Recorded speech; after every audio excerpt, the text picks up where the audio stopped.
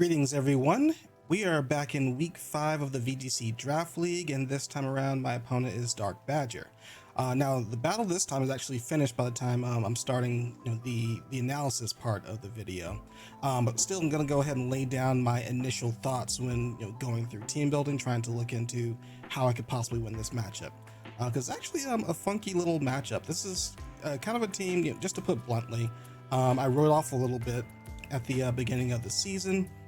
Just because it's similar to like how I analyze Tree Dolphin's team. I'm looking at the first two Pokemon, the King Gambit, the Volcarona, your tier 1, your tier 2, and the rest of the team doesn't really seem all that amazing, doesn't really synergize a lot on the surface level. But going into this matchup for myself, with just my team, we've got a number of obstacles that we have to overcome. The first, of course, being King Gambit and Volcarona. And at the forefront of my strategy is placing Rotom Heat and Gastrodon next to each other. Volcarona's done a lot of heavy lifting for Darkbadger's team so far, what with the Fiery Dance, Giga Drain, and even Terra Water, Terra Blast has been used. So those two in tandem with each other help to cover Volcarona, make sure it doesn't get too crazy there. With Rotom being able to resist the Fiery Dance and Giga Drain. And then if it does want to use Terra Blast Water, Gastrodon gets to absorb that with Storm Drain. If it targets it down with Giga Drain, we cover that by using Terra Fire.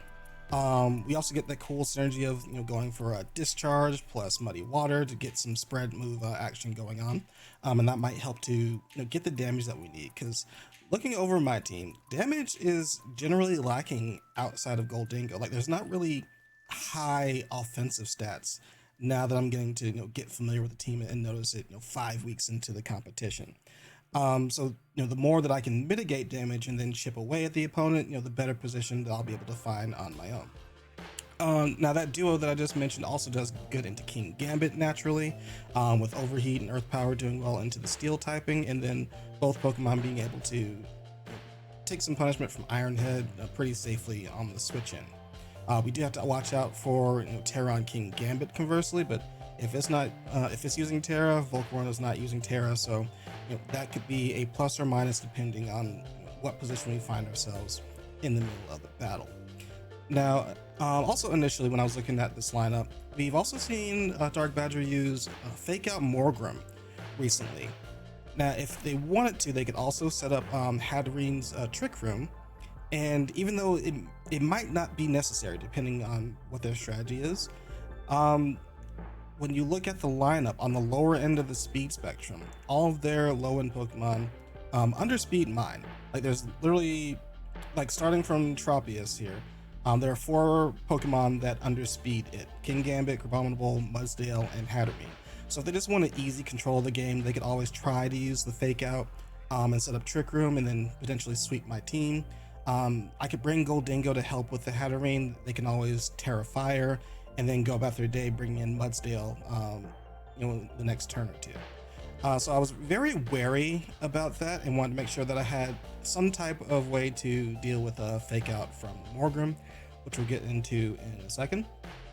And then last but not least, I was looking at the Rotom is also kind of an obstacle I have to get past, because the only move that, well, there are several moves that I could use that are effective against it, but the main stab move is coming from Rotom Heat's Overheat. So it doesn't give me a lot of room to play with. I have to find that targeting, hope it doesn't have Protect, hope it doesn't switch out.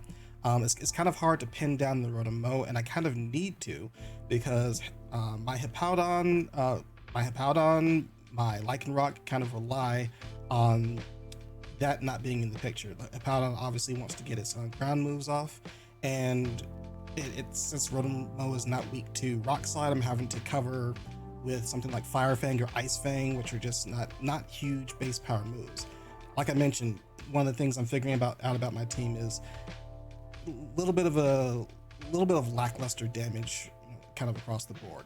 It's enough, but it's not overwhelming. So when it comes to like needing to take down specific targets, it becomes that much harder for me, especially if I can't cover with strong moves.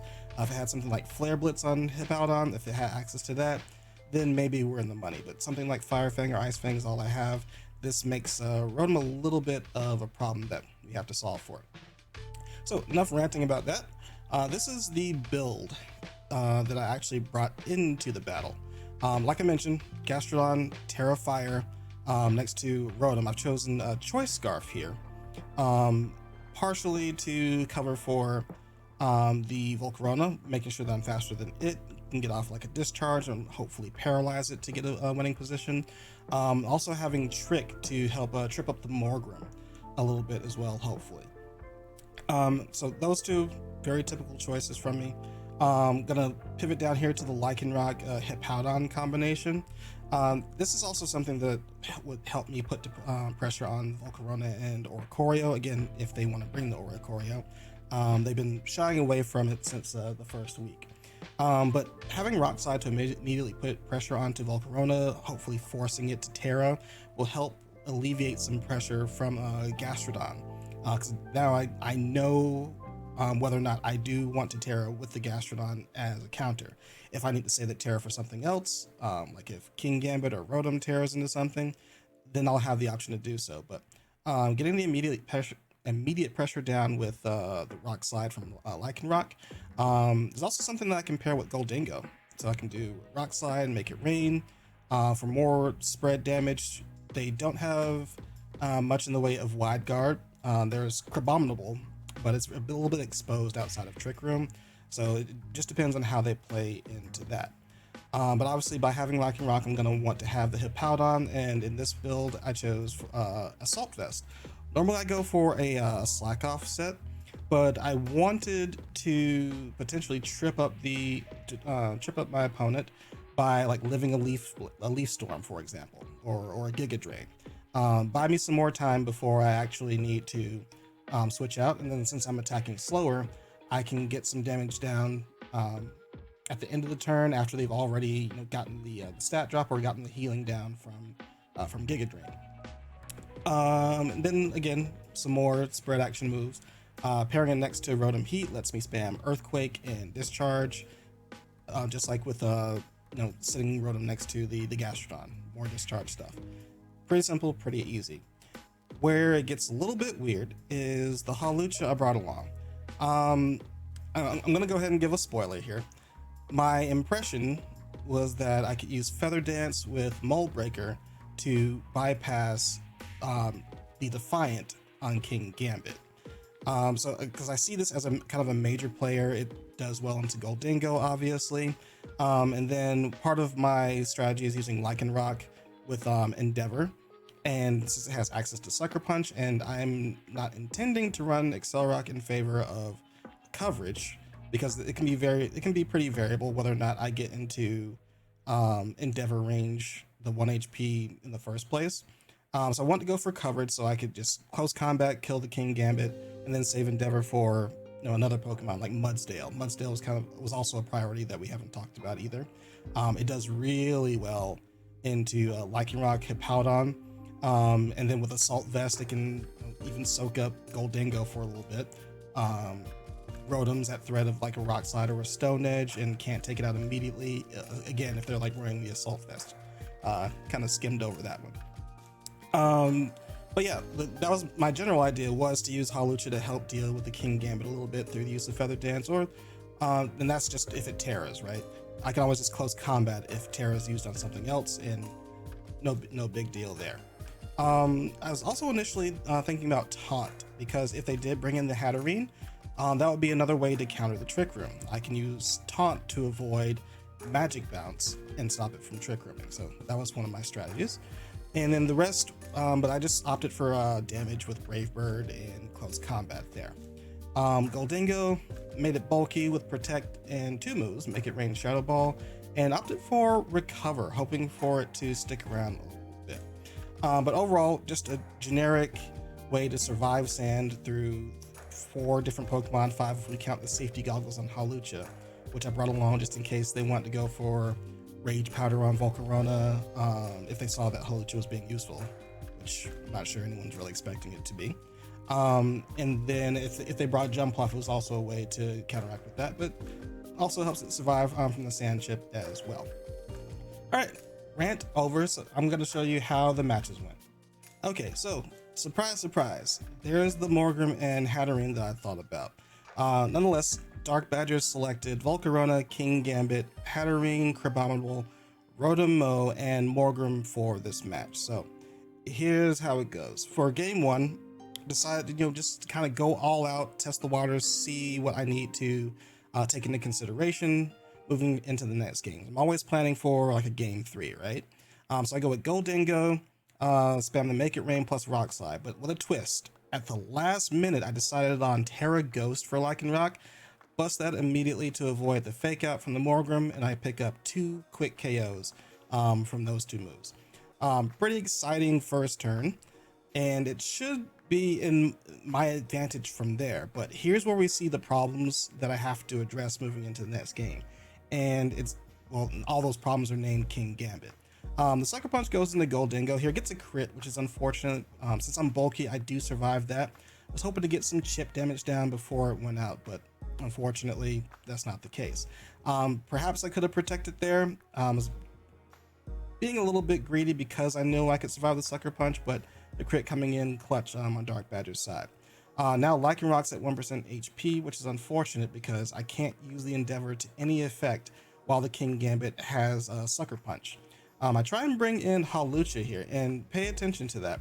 This is the mistake that I mentioned at the start of the video, where it was my idea to use Feather Dance onto King Gambit, hoping the Mold Breaker would ignore the Defiant.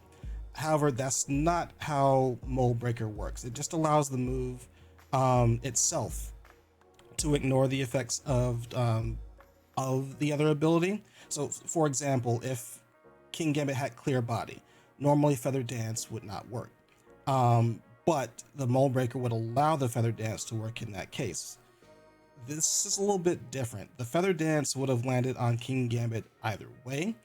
So now all Defiant's doing is taking into consideration that it just lost some stats. There was a stat change, so now it gets a stat change. That's a lack of research on my part. Crucial mistake, because there I picked something that's not Hawlucha to have a better effect. There I actually picked my my Gastrodon, and that closes out the game for me. But we live and we learn, no big deal. All right, Lycanroc's on its last legs, and again, can't really do too much because of the Sucker Punch there. I can't land Endeavor. I have to kind of predict my way out of this mess, hopefully get a key KO onto the Rotom, because right now Overheat Thunderbolt's not going to do anything into King Gambit, what with it using Terra Dragon right now, which pretty good Terra considering what's on my team, in my opinion. So now I get an Endeavor here on King Gambit.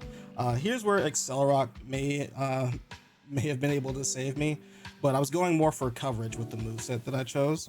Lycanroc's just not really a comfortable Pokemon for me, so I just want to get coverage, not going for anything.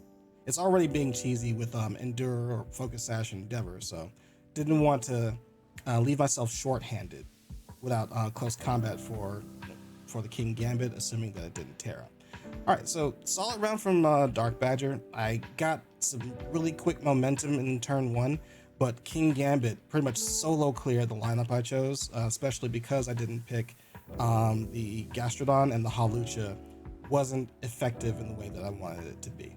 Moving into game number 2. So we've got several adjustments to make, and we have to take King Gambit into consideration with every single move we make. So we try Lycanroc again, because I still have faith in this Pokemon, and it, hopefully put a little bit of a scare into them at the start of the last game. But this time we're going to play a little bit safe. We're not going to use our Terra this time. And we lead Hippowdon expecting the potential of King Gambit or Volcarona, hoping it didn't Terra early, but this is going to beef up its defense with Reflect. Still commits to the Terra Dragon, reducing the amount of damage Hippowdon is going to do greatly. But all we can do is grind it out at this point. I'm not at threat of being one hit KO'd. I know I have to switch the Lycanroc out. They cover pretty well with the Snarl, knowing that either I lose the Lycanroc or I have to switch into one of my special attackers. So really, really good coverage there. After setting the screens, they bring in the Rotom, which again is one of the other banes of my existence right now, because right now I can only use Terra on either Gastrodon or Hippowdon. Can't really save them both. So I have to choose what I value more in the end game, or again, make another switch. The more I have to switch, the more reason they can make based on what they know so far. They decided to get King Gambit out in favor of Volcarona, so this is actually beneficial for me, because as long as Volcarona's out, even if they have like something like Quiver Dance, Gastrodon's pretty well insulated through the use of Terra Fire, which I use immediately upon seeing that thing. They're gonna play safe though here. Use a Protect. The Leaf Storm, not gonna do anything to the Gastrodon thanks to the Terra. I get a Muddy Water off. Nothing too bad there. Getting the Hippowdon out of the scene also lets me reset the weather, which I do here. On the Volcarona, since it has no access to Terra, can't do anything to Rotom, I decided to trick that slot because it's a pretty free thing to do at that point. And now Morgrem is stuck with a Choice Scarf, gonna be ineffective in what it wants to do. Hippowdon, still pretty healthy. I'm willing to sacrifice it at this point if it wants to Leaf Storm into me. And if they don't, I get free damage like I do here. Again, this is something I have to get out of the way, get some at least some chip damage on, because if like Snarls come in later from King Gambit, it becomes much harder for me to take it out. If I have to use Overheat also to take it out, that leaves me short-handed for dealing damage to the remaining Volcarona and King Gambit, who's going to continue snarling me, right? So yeah, I'm trying to take out the Rotom as best as I can without the use of my own Rotom, and then play from there. I think I'm in a pretty safe spot here. Like, all I can do is Leaf Storm or Thunderbolt here, and it's not going to be effective on any of the Pokemon on the field at this point. So I get an Ice Beam to take out the Rotom, and now I'm pretty much home free from where I'm sitting. I got a Lycanroc in the back. It's an Endeavor range. The King Gambit's pretty low because it took a lot of chip damage from Hippowdon early on. I can just take my time, take out the King Gambit.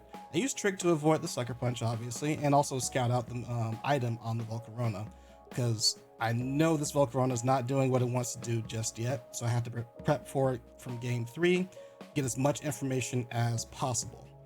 Here comes the Morgrem. We know, we've already tricked it, so we don't really care about what it can do. We just go ahead and take out the Volcarona. We still have Lycanroc in the back as well. We pretty much secured the end game here. Gonna take a few seconds to admire the final KO, which is gonna take a minute.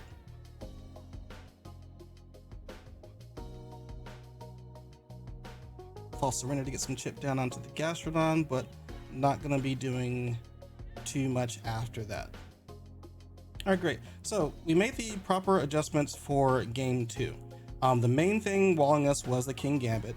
Again, I'm really kind of pinching myself not bringing the Gastrodon for game 1. Even if we take out the blunder of me misunderstanding Feather Dance and Mold Breaker together, it just made more sense. I don't have to overreach for anything gimmicky to try and slow down the King Gambit. I know the kind of bulk investment that I have into my Gastrodon and that it can survive certain moves. I just have to go ahead and bring it while I'm testing the waters. We've already planned for Rotom and Gastrodon to be next together. It doesn't make sense for me to not bring it in that case. But yeah, we see how well it works as a combination here in game 2, and that allows us to snag a game 3. All right, and here's the last game for the marbles. All right, and I kind of need this win because I've taken 2 losses straight. Meanwhile, Darkbadger is they're on the warpath right now. They're looking to take and maintain the #1 seed. So I lead off my fabled combination with the Gastrodon Rotom, where they lead their Morgrem and the Rotom Mo. All right, so I want to immediately reposition my Volcarona. I don't want to take too much damage while I still need to handle this Rotom Mo, because it's going to be a crucial part of how I view the end game. Here I'm just protecting the Gastrodon, expecting a potential Giga Drain into that slot. If there's a Fiery Dance that incomes, I know I can take it, so I get some free damage onto the Rotom Mo with the Shadow Ball. I have to reiterate again, that's the main point here. I need to get past that Rotom Mo, so that frees up some room for Gastrodon. Before the Terra Fire comes into play, and also frees up some room for the Hippowdon that I also have. All right, Now, I play a little bit safe here with the Gold Dingo. I'm expecting a Fiery Dance into the Protect, and I get some free damage. The Muddy Water goes into Volcarona and also hits King Gambit. I have to be a little bit careful with those because we don't want to proc the Defiant boost, so really glad I'm not getting any accuracy drops here, otherwise I could spell some disaster here. Now, here's where everything takes a turn, and I think this is really well played on Darkbadger's part. Terra Rock and Terra Blast immediately into my Gastrodon, which KOs it. This was excellent. They committed Terra Dragon to their King Gambit so far, so I was expecting some kind of change up for game 3. They hid the Terra Rock really well, wouldn't have known it was coming. I was really hoping for another turn at Terra Blast Water. If they have the Gastrodon in mind, it makes sense that they wouldn't bring Terra Water, so kudos to them. But that shifted the momentum very heavily in their favor. I had gotten a little bit of a push with the Shadow Ball chunking out the Rotom H there, me surviving with the use of Terra Fire and Protect, but that just took it all away immediately, especially because Rotom is my Rotom H is in the back, is susceptible to the Terra Blast Rock. So my only hope from here, I'm gonna need to get some paralysis with a Discharge. This is a really cool play. I got the double attack with the Earthquake and Discharge, and the Sand Chip is enough to KO the Morgrim here. But my only hope at this point, I have to get a paralysis on the Volcarona and hope for the best. I lived the Leaf Storm, which is a good start, but unfortunately the Terra Blast Rock onto the Rotom is too much with the critical hit. Based on how it KO'd the Rotom, I'm not sure that the crit mattered. I haven't done any calcs as per usual when I make these videos. But yeah, it was just an unfortunate situation here. Now, based on the way they're playing, there's a potential that the Volcarona was not speed invested and more so bulk invested.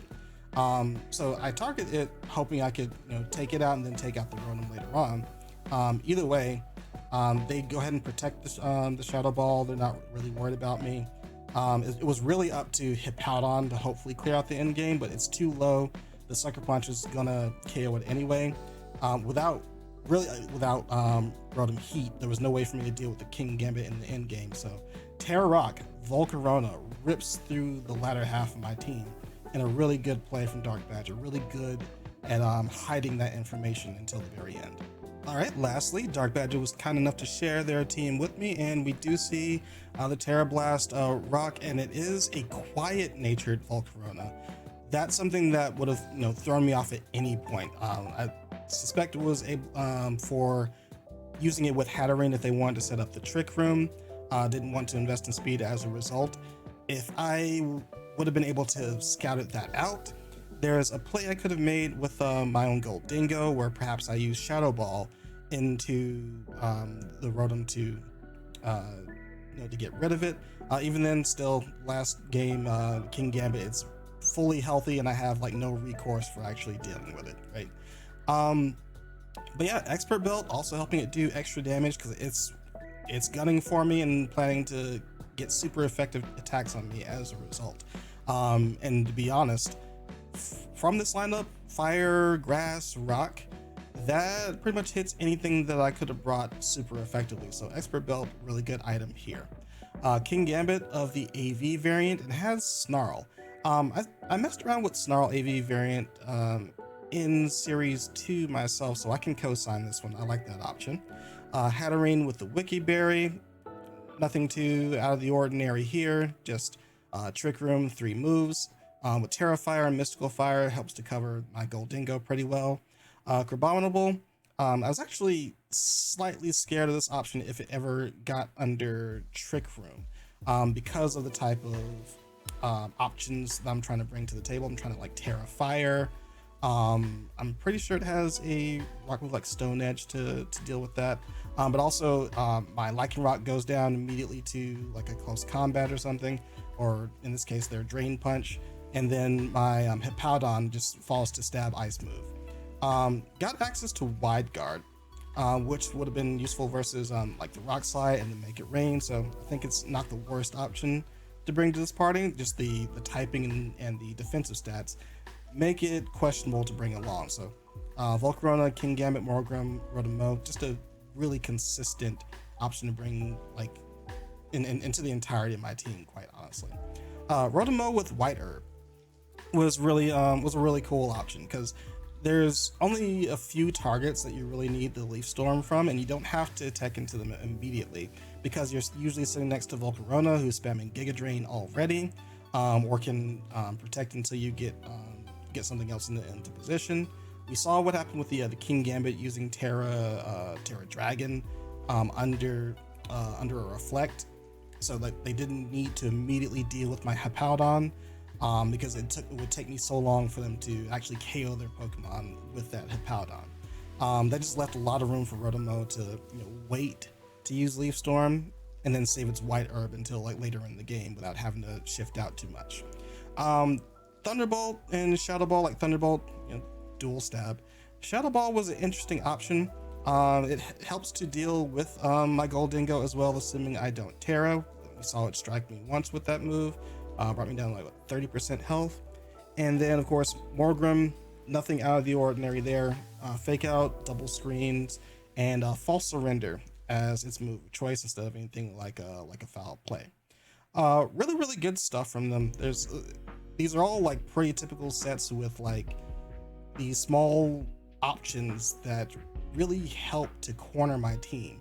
The Terra Blast Rock, again, just the champion of this series. And then the Snarl on King Gambit does work on like the major threats that I would have had to this team, at least defensively, being the Rotom and the Gastrodon. Really cool stuff. Glad I got to play that series out. Legitimately, even though this is the third loss in a row for me, that was a fun matchup. Next week, we're actually going to be going up against What Schmidt in week 6. So we're going to have some sand versus snow action potentially. We'll see. But before that, I am going to try, and I said this last time, I am going to try and get a video going where we revisit the tier list that I made at the beginning of the season, compare them to the standings now, and scout out anything in the analysis that we didn't pick up on before that now the players themselves have actually driven out of the lineup that they chose. Either way, if you watched this, I do appreciate it as per usual. So leave a like, leave a comment. Again, you don't even have to subscribe, but I will appreciate it if you do. And I will see you in the next video. Take care.